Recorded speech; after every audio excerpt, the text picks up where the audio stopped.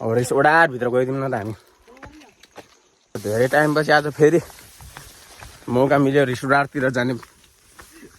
अब यसो हेरौँ के छ त्यताको प्रगति उन्नति होइन अब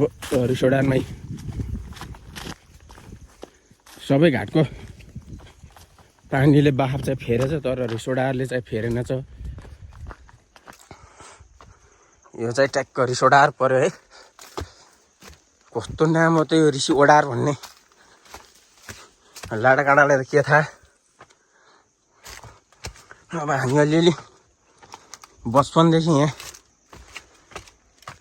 खेले कुदिरहेको मान्छेलाई चाहिँ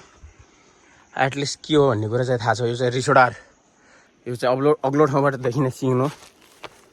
भेरी नदीको ओहो बुढो पनि भयो ट्याक्कै पौडी खेलिदिउँ भन्दा कि यत्रो पौडी खेल्नु पारी मान्छे बिताएर